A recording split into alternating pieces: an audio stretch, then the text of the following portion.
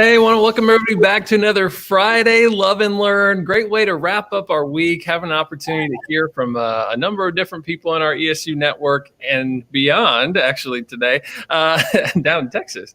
And so we're going to get a chance to just kind of recap the week, some things we love, some things that we learned. And I'm excited to welcome Theresa Ritta-Olson. She's at ESU 10. Jen Madison, who's at ESU 4.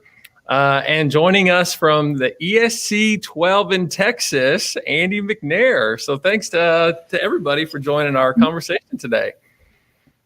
And so let's just start it off, right? Theresa, what was something that you loved about this past week?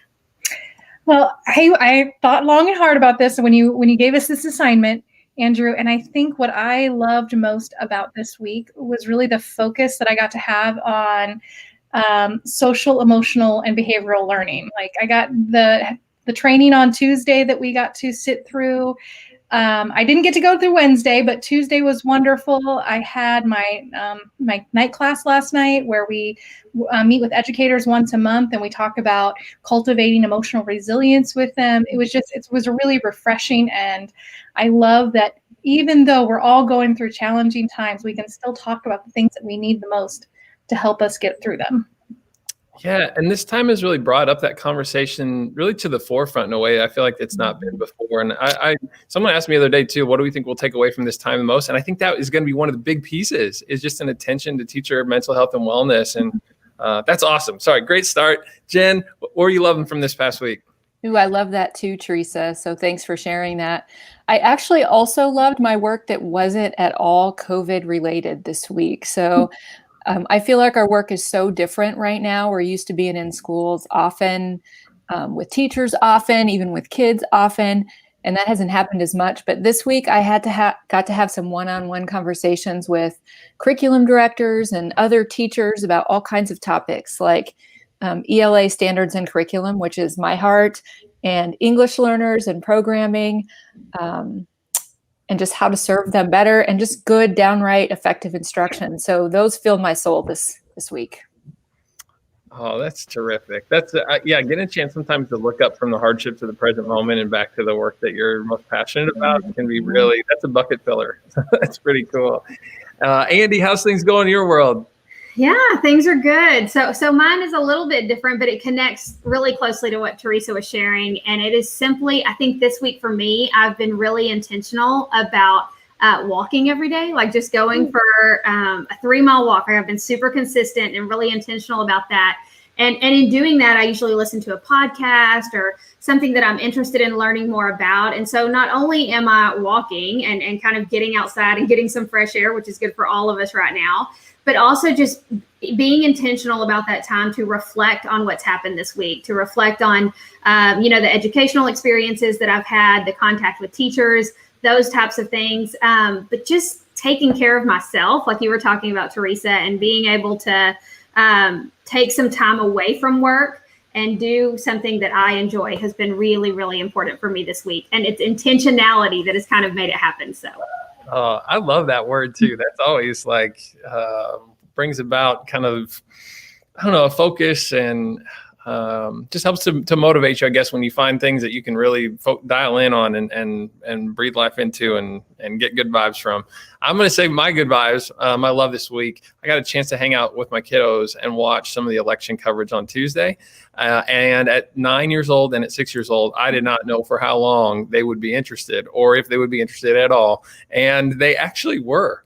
It was really cool to sit down, and they had a lot of great questions, which is how I knew that they were really, interested. Mm-hmm. What does this percentage mean? And wait, electoral votes, what's that? And it was just a great, authentic learning moment with my kids, and that really filled me up. So I appreciate having that opportunity.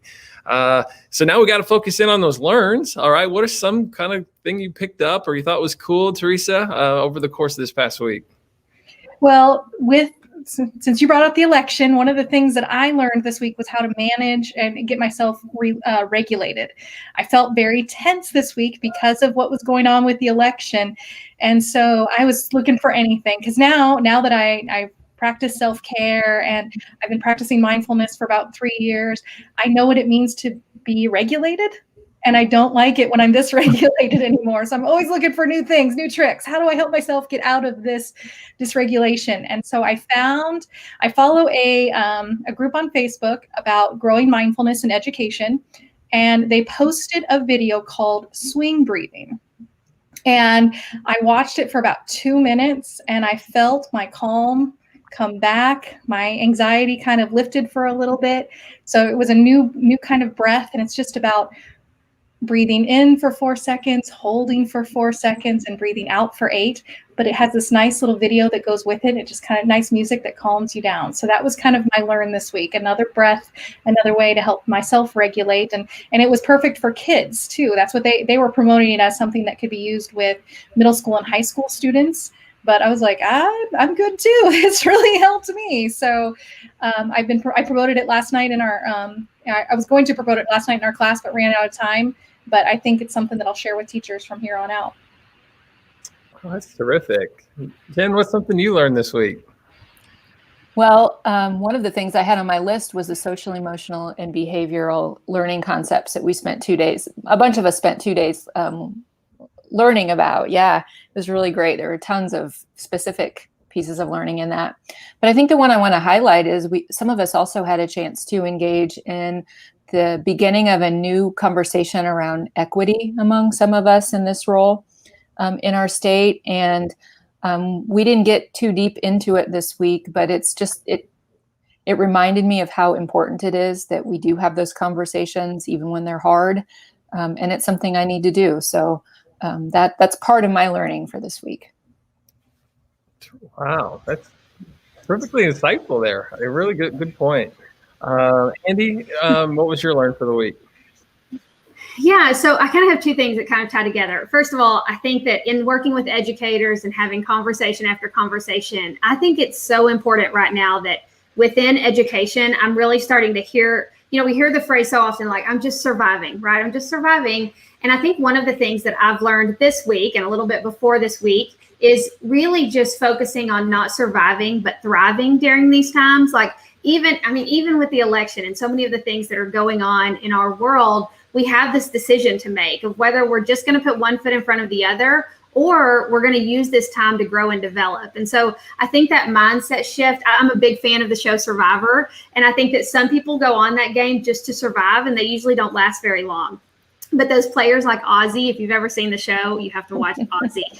If you've ever seen him play, he plays in order to thrive and to grow and to become a better person during that time. And because of that, he's a great player. And so I've really tried to focus on that. Like, I want to be a great player in this game, and I want to be known for doing it well and always seeing what could be done.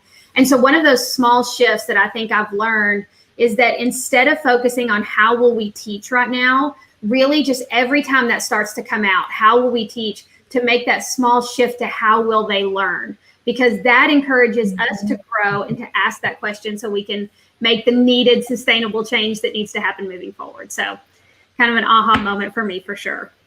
Oh gosh, that's so good. I don't want to go next even after like insights from the three of you. I'm learning as a part of the Love and Learn today. Maybe I should just point to that.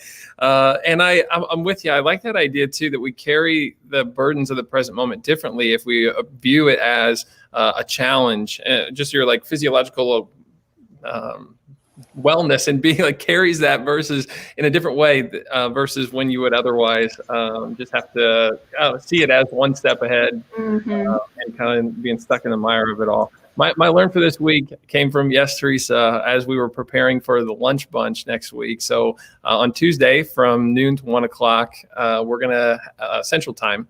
We're going to have an opportunity to kind of all come together and talk a little bit about self-care and a little bit of that mental wellness piece. And we, in our dialogue, started to break that down. I was like, I feel like there should be like spiritual mental wellness or spiritual wellness and emotional wellness and physical wellness, and that there's subcategories. And Teresa's like, actually, there are. And that's where we're going with this. And I was like, oh, cool.